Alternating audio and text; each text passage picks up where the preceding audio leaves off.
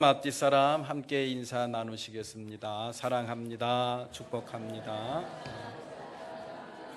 사랑합니다. 축복합니다. 우리 지금도 우리 식당에서 또 열심히 또 봉사하고 계신 우리 오요성교회 그리고 육속 식구들, 또 안나 예배실에서 예배하고 있는 우리의 권속들, 또 열린 예배실에서 예배하고 또 영아부실, 또 교회학교 이곳에 모여서 예배하는 사랑하는 모든 권속들 모두 이 한 시간 예배하신 하나님의 충만하신 은혜가 넘쳐나기를 축복합니다. 사도 바울의 전도 여행 길을 가만히 읽어보면은 어떻게 그 전도 여행을 끝까지 마칠 수가 있을까? 미스테리입니다. 정말 참 대단해요. 오늘 본문 말씀에 보면은 그러한 사도 바울의 그런 대단한 신앙, 대단한 열정, 대단한 믿음의 모습이 가슴 깊이 파고드는 그러한 말씀을 저희들한테 전해주고 있습니다. 신앙이라는 것은 힘과 능력이다. 어떤 양피지 냄새나는 어떤 사상이나 이념, 그런 철학, 그것을 뛰어넘는 실질적인 힘이고 능력이다라는 것을 저희들한테 가르쳐 주고 있습니다. 오늘 본문 말씀에 보면은 이고니온 또 비시디아 안디옥, 이게 사도 바울이 1차 전도 여행을 보면은 이제 이스라엘에서 배를 타고 키프로스로 갔죠. 키프로스에서 밤빌리아, 터키, 요즘으로 하면 터키죠. 터키 남부에 배를 타고 갑니다. 그곳에서 비시디아 안디옥으로 가고 거기서 이고니온으로 가고 이고니온에서 루스드라로 가는 그런 여정을 지난 시간까지 우리가 살펴봤어요. 지난 시간 루스드라에서 어떤 일이 일어났습니까? 날 때부터 걷지 못하는 사람을 일으켜 세웠어요. 그래서 뛰기도 하고 걷게도 했습니다. 정말 놀랍죠? 그랬더니 사람들이 깜짝 놀래가지고 황소를 몇 마리 끌고 오고 또 꽃다발을 들고 와가지고 제단을 차려놓고 제사를 지내려고 하는 거예요. 그러면서 이 바나바를 일컬어 제우스 신이라고 하고 또 이 사도 바울을 일컬어 헤르메스 신이라고 이제 이름을 붙이기 시작을 합니다. 제우스 신이, 하늘의 신이 천둥과 벼락을 내리쬐는 그러한 이 제우스 신이 이 땅에 강림하셨다라는 그런 이야기. 누가? 바나바라. 그리고 헤르메스 신, 그 헤르메스 신이 바울로 이 땅에 강림하셨다라는 그런 이야기죠. 그랬더니 이 사도 바울과 바나바가 옷을 찢으면서 탄식하는 거예요. 이러지 마십시오. 나도 여러분과 똑같은 누구라고요? 사람입니다. 이게 지난주 말씀의 제목이었죠. 그러지 마십시오. 우리도 당신들과 똑같은 성정을 가진 사람입니다. 이러한 헛된 일을 하지 못하게 하려고 우리들이 이렇게 복음을 전하는 겁니다. 여러분들 정신 차리십시오. 이것은 우리가 한 게 아니라 하느님이 하는 겁니다. 이 하나님이 어떤 분인가 이제부터 잘 들어보십시오. 이러면서 복음을 전했던 곳이 바로 루스드라입니다. 여러분들 전도에 성공했죠? 그 정도면 대단한 성공을 한 겁니다. 그런데요, 그곳에서 어떤 일이 일어났느냐? 이고니온, 비시디아 안디옥을 거쳐서 이고니온에서 쫓아온 유대인 지도자들이 있었습니다. 지도자들이 이 사도 바울과 바나바, 그의 제자들을 갖다 음해를 합니다. 저 사람들이 하는 것들은 다 사기다. 저 사람들은 당신들이 지키지 못하는 이상한 말을 가르친다. 그러니까 저 사람들 말을 다 믿으면은 당신들은 큰일 난다. 이러면서 그냥 그들을 갖다가 이제 꼬드겨 가지고요. 그들이 어떤 일을 벌였느냐? 그래? 정말 그래? 그러면서 그들이 돌멩이를 주머니에 넣고 가가지고요. 사도 바울을 때려 죽이러 가요. 그래가지고 사도 바울이 꼼짝달싹 못하는 그런 골목에 집어넣은 다음에 그곳에서 돌을 집어 던져가지고 피하지도 못하고 그곳에서 죽습니다. 이게 바로 오늘 본문 말씀의 내용이에요. 제자들이 말릴 기회도 없었습니다. 피할 기회도 없었어요. 그래가지고 피투성이가 돼서 죽은 이 사도 바울을 들것에 들어서 이제 성 밖으로 끌어내서 공동묘지로 아마도 가고 있는 것이 아닐까라는 그런 생각을 해봐요. 죽었구나. 우리 선생님이 드디어 돌아가셨구나. 그런데 이게 웬일입니까? 갑자기 사도 바울이 그냥 툴툴 털고 일어나는 거예요. 아니 이게 웬일인가? 죽은 것이 아니라 기절을 한 것이었어요. 얼마나 돌에 많이 맞았으면 사람들이 죽은 줄 알고 묻으려고 공동묘지까지 들고 나갔겠습니까? 웬만큼 살아서 꿈들거렸으면 아마도 치료를 했을 거예요. 그죠? 치료를 했을 거예요. 그런데 그럴 상황이 아니었던 것이 아닌가 이렇게 생각이 듭니다. 자, 그런데 그 뒤에 더 놀라운 일이 계속됩니다.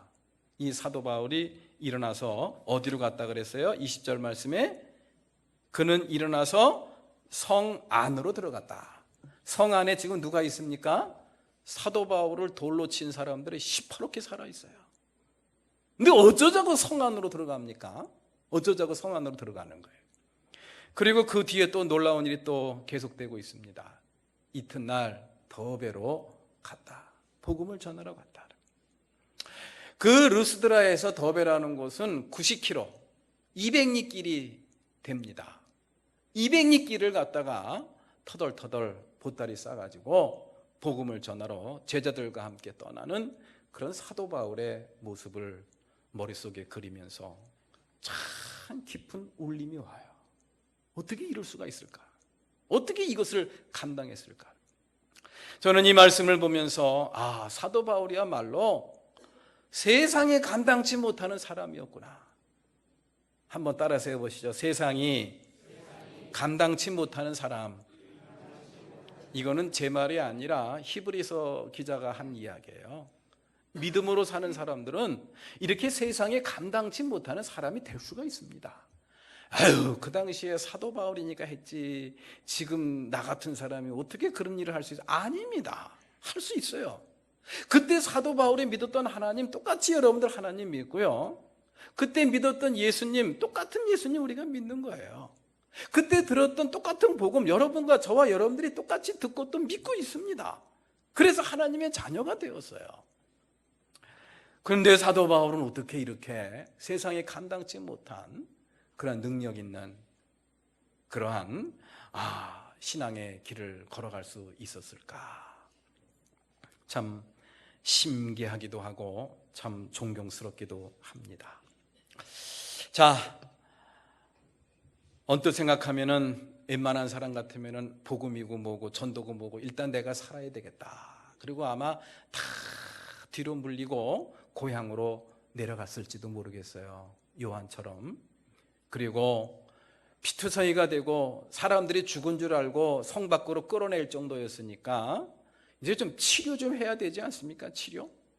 돌에 맞아가지고 죽을 정도로 돌에 맞아가지고 기절을 할 정도면은 이거 우리 의사 선생님 계신데 이거 한 일주일 이상 치료해야 되는 거 아닙니까? 좀 상처도 치료하고 좀 뭔가 좀 쉬어야 되는 거 아니에요? 어쩌자고 그 다음날 이튿날 그냥 주섬주섬 일어나서 보따리 싸들고 또 떠나느냐는 그런 이야기예요. 이러한 사도 바울의 모습을 보면서 이 말씀이 우리에게 주는 교훈이 뭔가 한번 이 한 시간 깊이 생각을 해봤으면 좋겠습니다. 오늘은 맥주감사주일이죠. 맥주감사주일에 그러한 이 의미는 바로 그거예요. 감사하는 사람이 되라는 그런 이야기예요. 이 감사하는 생활이야말로 이것은 가장 과학적인 신앙적인 태도라는 것을 성서는 저희들한테 가르쳐주고 있습니다. 감사를 하면 우리 삶 속에 감사의 조건이 더 많이 생겨요. 좌절하는 그런 상황 속에서 절망적인 상황 속에서 우리의 입술로 억지로라도 감사드리면 그런 절망적인 상황이 감사의 상황으로 바뀌는 놀라운 역사를 성서는 저희들한테 가르쳐주고 있습니다. 감사하는 생활이야말로 가장 과학적인 신앙적인 태도라는 것을 성서는 저희들한테 가르쳐주고 있습니다. 오늘 본문 말씀에서 어떠한 경우에서도 좌절하지 않는 이 사도 바울의 모습을 보면서 바로 이 감사의 비결도 아마도 같지 않을까라는 그런 생각을 해봐요. 어떠한 경우에서도 좌절하지 않는 그런 삶의 모습, 삶의 원리는 어떠한 경우에서도 감사할 수 있는 그런 원리와 서로 일맥상통한다라는 그런 이야기죠. 오늘 사도 바울이 돌에 맞아서 거반 죽게 될 정도로 죽었던 이런 사도 바울이 다시 일어나서 자기를 돌로 친 사람들이 살고 있는 성 안으로 들어가서 그곳에서 하룻밤 머물다가 이튿날 더베로 떠나는 이 사도 바울의 모습을 보면서 어떠한 경우에서도 좌절하지 않는 비결, 어떠한 경우에서도 우리가 하나님 앞에 감사드릴 수 있는 비결을 이 한 시간 함께 생각을 해봤으면 좋겠습니다. 그것이 바로 진정한 신앙의 원리이고 믿음으로 살아가는 그런 사람들의 모습이라고 생각을 합니다. 자, 우리가 첫 번째로 보면은 이 사도 바울이 좌절하지 않을 수 있었던 비결이 뭔가 한번 곰곰이 생각하고 성찰을 해보면요, 사도 바울이 당했던 고난과 박해라는 상황을 의미 있는 고난과 박해로 바라보고 있었구나라는 것을 우리는 여기서 생각을 해볼 수가 있습니다. 오늘 본문 말씀, 이 르스드라에서 일어났던 일 전에 비시디아 안디옥에서 일어났던 그러한 모습을 우리가 한번 이 한 시간 생각을 해봤으면 좋겠습니다. 사도 바울 일행이 키프로스 섬을 떠나서 배를 타고 밤빌리아 땅에 도착을 했죠. 지금으로 말하면 터키 남부지방, 거기서 제일 먼저 전도를 했던 곳이 바로 비시디아 안디옥이라는 그런 지역이었습니다. 그곳에 가서 복음을 전하는데 정말 놀라운 일들이 벌어졌어요. 그곳에 있는 많은 사람들이 복음을 듣고 너무 좋아해요. 그리고 그들이 사도 바울한테 부탁을 합니다. 내일 또 해주십시오. 오늘 들으셨지 않습니까? 그래도 내일 또 해주십시오. 왜요?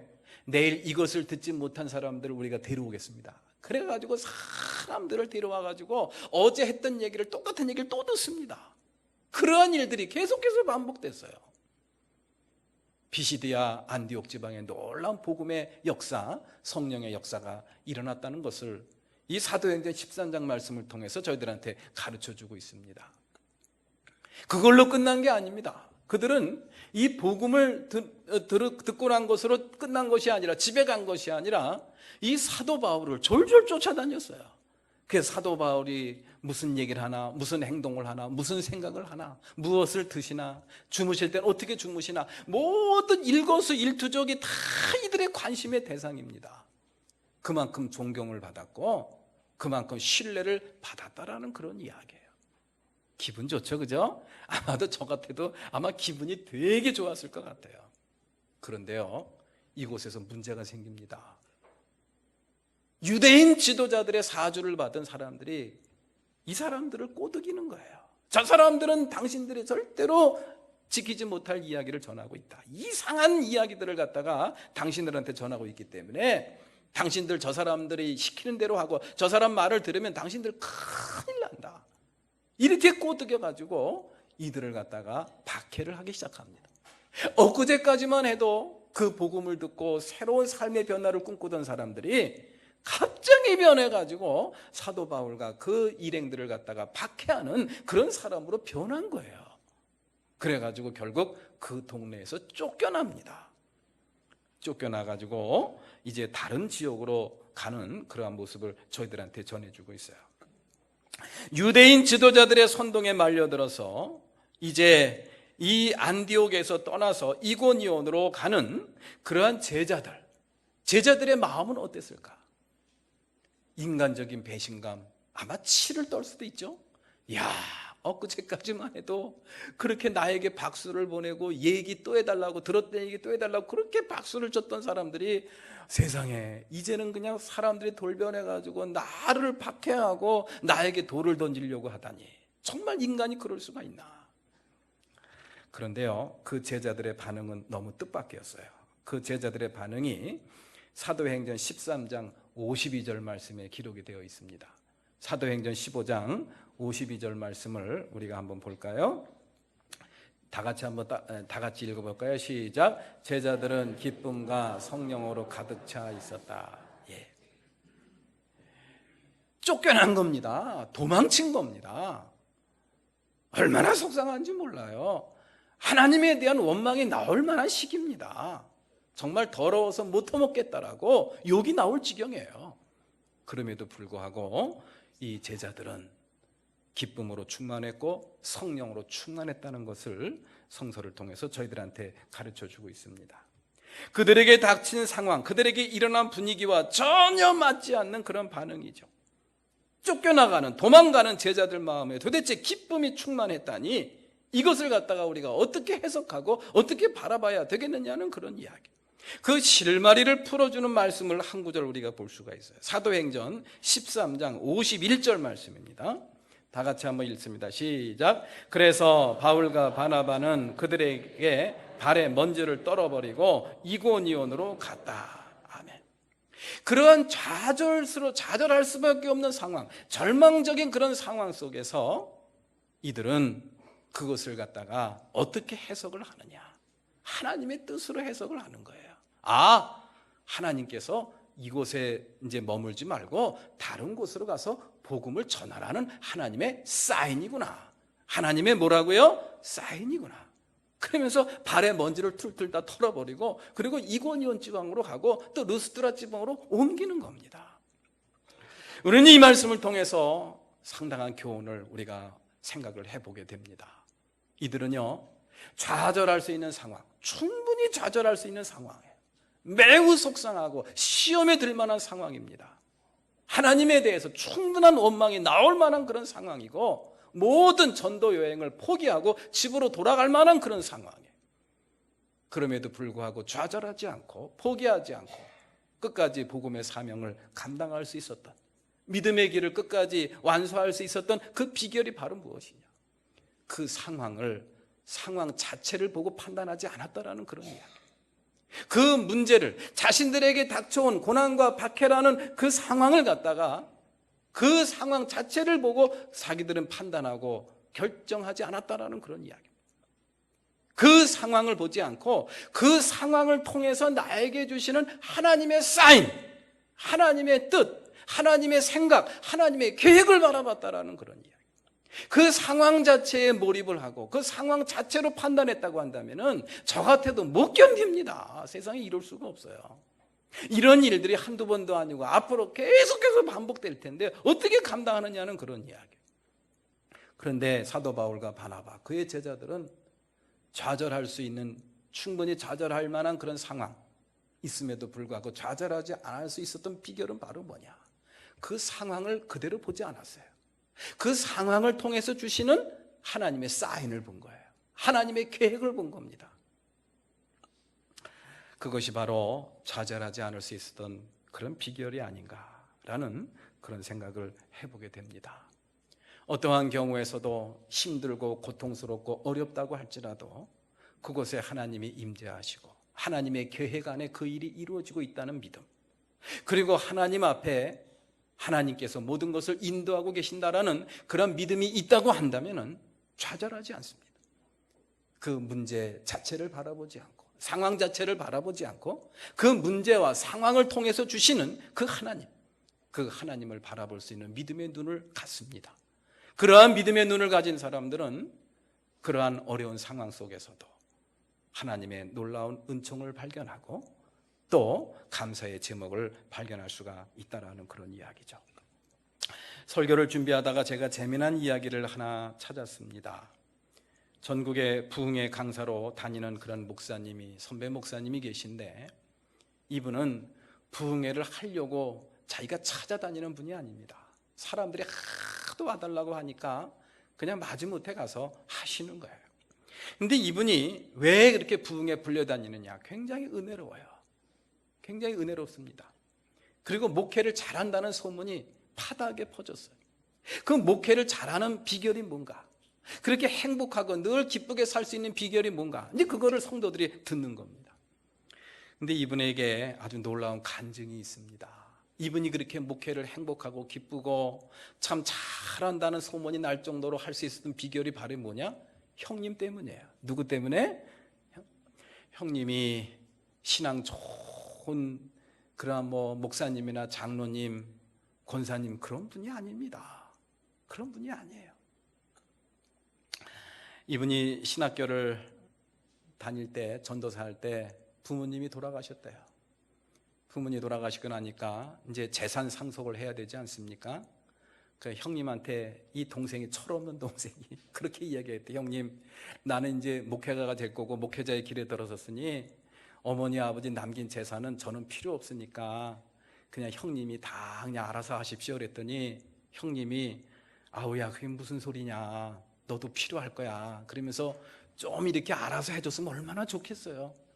그 형님이 하는 이야기가 진짜 그러니? 그랬더니 진짜야? 괜찮겠니? 이러더래요. 그랬더니 동생이 뭐라 그랬겠어요? 아니 괜찮죠, 괜찮아요, 저는 목회자니까 괜찮습니다. 그래가지고 형님이 다 차지했대요. 형님이 다 차지했대. 그것으로 끝난 게 아닙니다. 이제 이 동생이 이제 신학을 졸업하고 이제 목회를 나가기 전에 결혼을 했어요.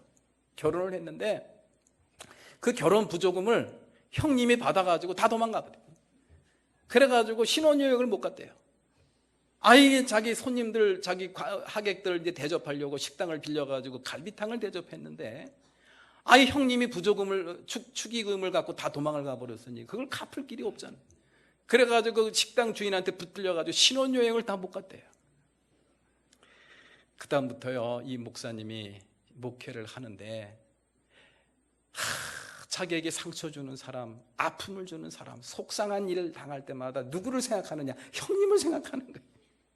형님도 이랬는데, 내 친형님도 이랬는데 내가 용서 못할 사람이 어디 있고 용서 못할 일이 무엇이냐 이러면서 그런 마음의 자세를 갖고 하다 보니까 내가 많은 사람들한테 이렇게 용서 잘하는 목사, 이해 잘하는 목사, 사람 많은 목사로 내가 소문이 난 것 같습니다. 이런 간증을 하시더라는 그런 이야기예요. 여러분들 이 말씀이 여러분들 우리 마음에 주는 그런 따뜻한 그런 교훈들이 있죠. 그렇습니다. 상황 자체를 바라보면요 못 살아요. 못 견딥니다. 화가 치밀러 올라가서 못 견뎌요. 그러나 그러한 상황을 통해서 나에게 주시는 하나님의 새로운 뜻, 하나님의 새로운 계획을 갖다가 여러분들 한번 찾아보십시오. 그러면요 그런 상황이 저와 여러분들한테 감사의 상황으로 바뀔 수가 있습니다. 축복의 상황이 될 수도 있다는 그런 이야기예요. 절망스럽고 좌절스러운 상황이지만은 내가 절망에 빠지지 않고 좌절에 빠지기는커녕 오히려 기쁨이 되고 나의 삶에 유익함을 갖다 줄 수 있는 그런 계기가 될 수가 있다는 그런 이야기예요. 데살로니가 전서 1장 6절 말씀에 우리 사도 바울은 데살로니가 교회에 이렇게 권하고 있습니다. 여러분은 많은 환난을 당하면서도 성령께서 주시는 기쁨으로 말씀을 받아들여서 우리와 주님을 본받는 사람이 되었습니다. 환난을 당해도 그 환난이 축복으로 감사의 제목으로 나타나는 그 비결, 그것을 갖다가 사도 바울이 데살로니가 교인들한테 이야기를 해주고 있는 것이죠. 우리 사랑하는 성도 여러분들, 환난을 당해도 그 환난이 축복이 될 수 있는 비결, 그것이 바로 오늘 본문 말씀을 통해서 저희들한테 가르쳐 주고 있는 겁니다. 어떠한 경우에 있어서도 문제 자체를 바라보지 마세요. 문제, 상황 자체를 바라보지 마십시오. 그 문제와 상황으로 나의 삶을 평가하지 마십시오. 그 문제와 상황을 통해서 주시는 하나님의 놀라운 계획, 하나님의 뜻을 깊이 묵상하고 헤아릴 때 우리는 말할 수 없는 그런 기쁨과 감사의 제목이 우리의 삶 속에서 생겨나게 될 줄로 믿습니다. 두 번째로 사도 바울이 자신에게 주어진 그런 고난 속에서 또 박해 속에서 그러한 의미를 찾게 된 것은 주관적인 판단이나 각성이 아닌 하나님의 구체적인 말씀이었어요. 비시디아 안디옥 지방에서 사도 바울이 쫓겨날 때 이 제자들이 기쁨이 충만하고 성령이 충만한 그런 체험을 할 수 있었던 직접적인 그런 비결이 있습니다. 다른 게 아닙니다. 하나님의 말씀을 붙잡은 거예요. 이사야서 49장 6절 말씀을 인용한 사도행전 13장 47절 말씀입니다. 사도행전 13장 47절, 내가 너를 문 민족의 빛으로 삼았으니 그것은 내가 땅 끝까지 구원을 이루게 하려는 것이다. 그렇습니다. 이 사도 바울이 뜻하지 않은 어려움들, 예기치 않았던 배신, 이런 걸 당할 때마다 이 떠올랐던 말씀이 바로 이 말씀입니다. 이러한 것들을 통해서 나에게 이루고자 하시는 하나님의 거룩하신 뜻이 있구나. 그것이 바로 뭐냐? 땅끝까지 이르러 복음의 증인이 되게 하시려는 하나님의 뜻, 그 말씀을 붙잡고 힘을 얻었던 사도 바울의 모습을 우리는 볼 수가 있습니다. 좌절의 상황 속에서 주어진 주님의 말씀을 비추어 보니 유대인들의 핍박도 이상할 것이 하나도 없더라는 그런 이야기예요. 사람들의 배신도 전혀 개의치 않게 되더라는 그런 이야기.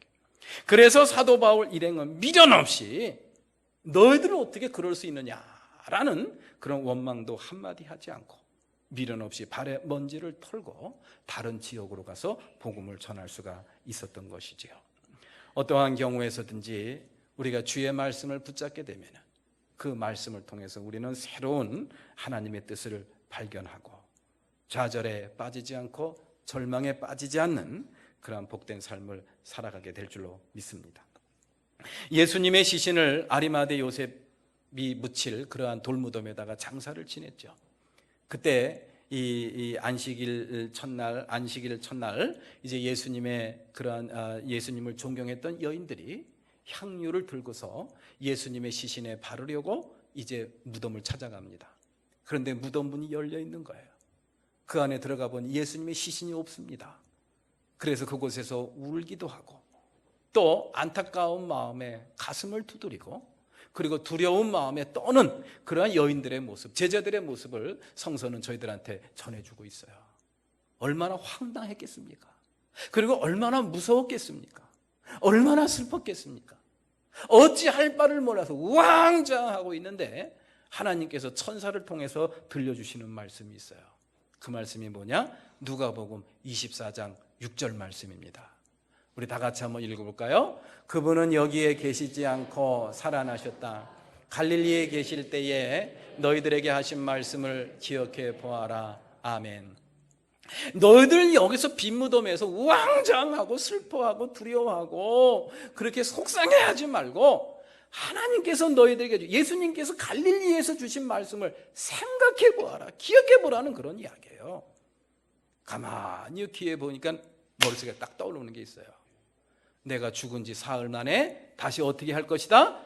다시 살아날 것이다. 부활할 것이다 라는 말씀이 또렷하게 기억이 납니다. 아, 맞아. 그랬구나. 그 다음에 그들은 두려움을 떨쳐낼 수가 있었어요. 슬픔을 이겨낼 수가 있었습니다. 걱정을 이겨낼 수가 있었습니다. 우리 사랑하는 성도 여러분들, 살다 보면은 걱정거리, 근심거리, 또 두려움이 우리 마음속에 엄습할 때가 참 많이 있어요.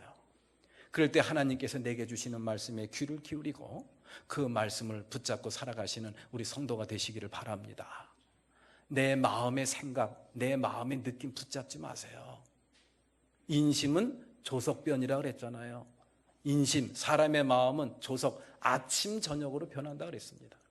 아침 저녁으로 왔다 갔다 변하는 내 마음과 생각과 느낌을 붙잡고 신앙생활을 하는 사람, 그런 것을 결론 삼고 판단하고 결정하고 살아가는 사람, 그건 믿음으로 살아가는 사람 아니죠. 그건 믿음으로 살아가는 사람이 아니에요. 영원히 변치 않는 반석과 같은 하나님의 말씀, 그 말씀을 붙잡고 나의 믿음의 기반으로 삼고 반석으로 삼고 기초로 삼고 살아가는 사람. 내가 보기에는 하나님이 어떤 때는 계신 것 같기도 하고 안 계신 것 같기도 하고, 하나님이 내 안에 계시다고 했는데 어떤 때는 계신 것 같기도 하고 안 계신 것 같기도 하고. 아니야. 틀림없이 내 안에 계신다고 나에게 약속해 주셨으니 나는 그 말씀을 쥐어 믿습니다. 이게 바로 믿음으로 살아가는 거 아니겠습니까? 어떠한 경우에서도 흔들리지 마십시오. 하나님께서 주시는 말씀을 붙잡고 그 말씀을 결론을 삼고 여러분들 힘있게 믿음의 길을 걸어가시기를 주님의 이름으로 축원합니다. 결국 말씀을 붙잡고 또 이 좌절할 만한 상황, 그 상황을 바라보는 게 아니라 그 상황을 통해서 새롭게 역사하시고 계획을 갖고 계신 주님의 사인을 바라본다는 거, 그것이 우리에게 주는 비결은, 그 의미는 바로 뭐냐? 다른 게 아닙니다. 우리 주님을 바라보자는 그런 이야기예요. 어떠한 경우에서든지 우리 살아계시고 역사하시는 주님을 바라볼 수 있는 그러한 믿음과 그러한 소망과 그러한 결단이 있다고 한다면은 우리는 좌절을 이겨낼 수가 있습니다. 절망에 빠지지 않고 우리가 기쁨을 회복하고 의미 있는 그런 삶을 살아갈 수가 있어요. D.L. 무디 목사님이 이러한 유명한 이야기를 남겨서 여러분들한테 알려드립니다. 우리 다 같이 한번 읽어볼까요? 시작. 인간은 깨진 그릇과 같으므로 계속 충만하게 되는 방법은 물을 쏟아지는 수돗물 아래 그 깨진 그릇을 갖다 놓는 방법밖에는 없다. 아멘 해야 되나요? 너무 좋아서 아멘하고 싶네요. 인간은 깨진 그릇과 같으므로 계속 충만하게 살 수 있는 방법은, 다시 말해서 그 그릇 속에 물을 계속 담아 놓을 수 있는 그러한 삶을 살 수 있는 방법은 다른 방법이 없어요. 그 수도물 아래 그냥 그릇을 갖다 놓는 거라는 그런 이야기예요. 이 말씀이 주는 의미 별도로 설명 안 해드려도 되겠죠? 예. 내가 갈멜산 기도원에 가서 금식 기도하고 성령 받았습니다. 한월산 기도원에 가서 방언의 은사를 받고 그 은혜로 내가 새로운 사람이 되었습니다. 그거 먹고 살지 말라는 그런 이야기예요. 과거에 내가 받은 은혜, 과거에 체험한 하나님의 은혜, 그거 잊어버리세요. 오늘이라고 하는 이 날에, 지금이라고 하는 이 순간에 나의 삶의 자리가 어딘지를 여러분들 한번 체크해 보십시오. 나의 자리가 은혜 받는 자리가 돼야 됩니다. 한월산에서 받은 은혜, 갈멜산에서 받은 은혜 이미 다 새버렸어요. 왜? 인간은 깨진 그릇이기 때문에 다 셉니다. 그거 갖고 살려고 그러지 마세요. 오늘이라고 하는 이 날, 나의 삶의 자리가 어딘가? 지금이라고 하는 이 시간에 나의 삶의 자리가 어딘가? 은혜 받는 자리를 사모하시고 은혜 받는 자리에 앉아 계시는, 그런 자리를 지켜지는 우리 모든 성도가 되시기를 축복합니다. 그러기 위해서 우리가 주님을 바라보자는 그런 이야기예요. 매 순간 나에게 필요하신 은혜를 부어주시는 그 주님과 친밀하게 소통하고 교제하면서 그분이 주시는 은혜를 받고 살아가는 사람들은 절망하지 않습니다. 좌절하지 않습니다. 어떠한 경우에서도 주님 주시는 말씀을 붙잡고 힘있게 살아가는 그런 성도가 될 줄로 믿습니다. 오늘 이 맥주감사절을 맞이해서 그런 좌절할 만한 상황 속에서도 좌절하지 않고 힘있게 살아갔던, 세상이 감당치 못할 사람으로 살아갔던 사도 바울의 모습을 보면서 오늘 맥주감사절의 의미를 다시 한번 마음에 깊이 새겼으면 좋겠어요. 이 삶의 원리, 이 믿음의 원리를 마음에 잘 새기셔서 저와 여러분들 삶 속에 절망과 좌절은 물러가고 기쁨과 감사가 넘치는 복된 삶이, 복된 인생이 되시기를 주님의 이름으로 축복합니다. 찬송하시겠습니다.